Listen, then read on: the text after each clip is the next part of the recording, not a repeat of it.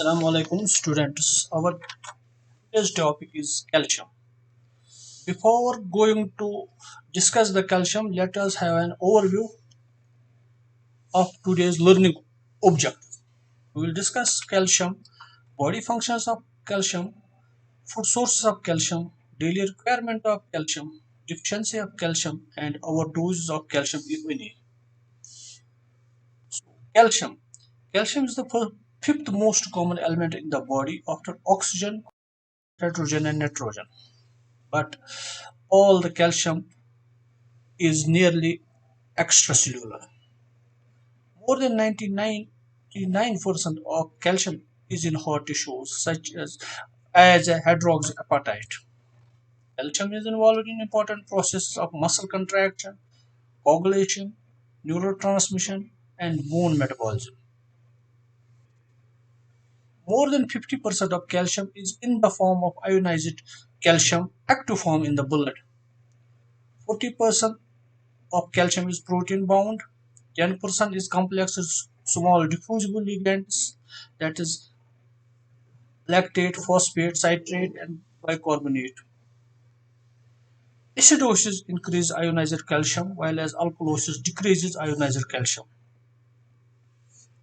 What are the physiological functions of calcium?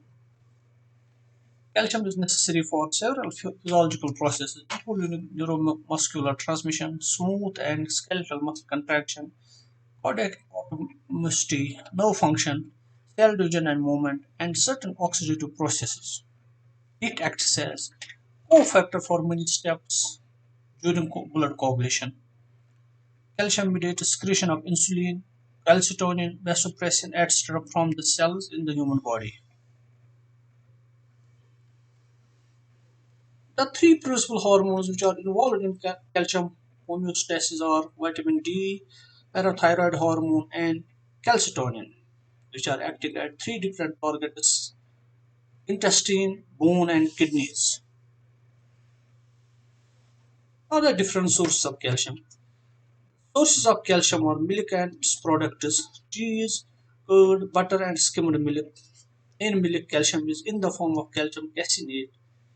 In green leafy vegetables, oxalic acid hampers calcium absorption, while as phytic acid in cereals decrease the bioavailability of calcium to human body. In fruits, custard apple contains good amount of calcium.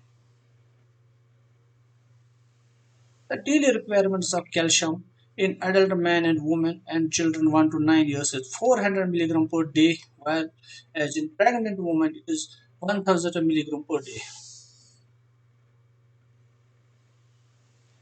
Now the deficiency of calcium. When the calcium in the blood is less than 8.5 milligram per deciliter. What happens in the body is in combination with vitamin D deficiency causes rickets and osteomalacia in children and adults respectively. Calcium deficiency thus increases the risks of osteoporosis and bone fractures.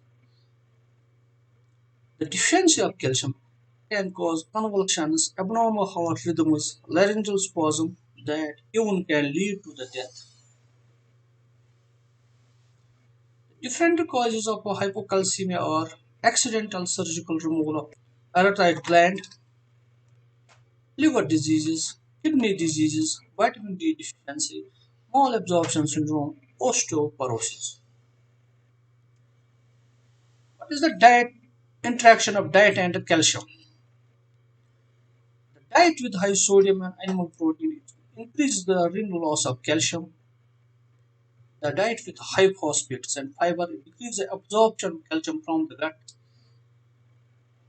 Diet rich in free fatty acids it also decreases the calcium absorption from the gut because it makes a chelating agent with the calcium. Alkaline medium also decreases the calcium absorption. Thus, all the above conditions which are mentioned above, they can cause hypocalcemia.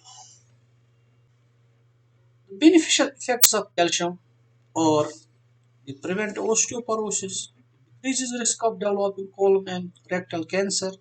It might decrease the risks of developing cardiovascular disease and stroke. It reduces the risks of hypertension development.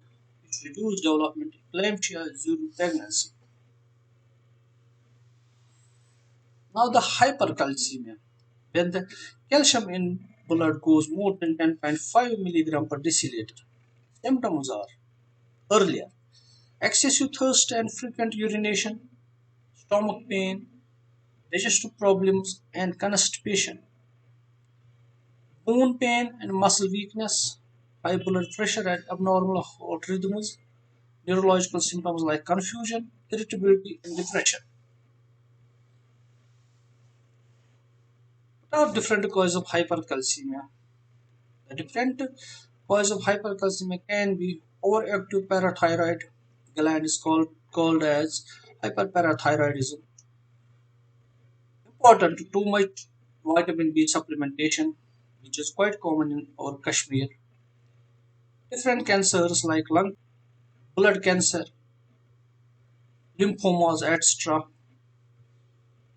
chronic kidney disease, etc. What are the different preventions of hypercalcemia? Hypercalcemia can be prevented by drinking plenty of water, quitting of smoking to reduce the risk of cancer and other health problems, exercise and strength training to promote bone strength and health, follow guidelines for medication and supplementation. Thank you.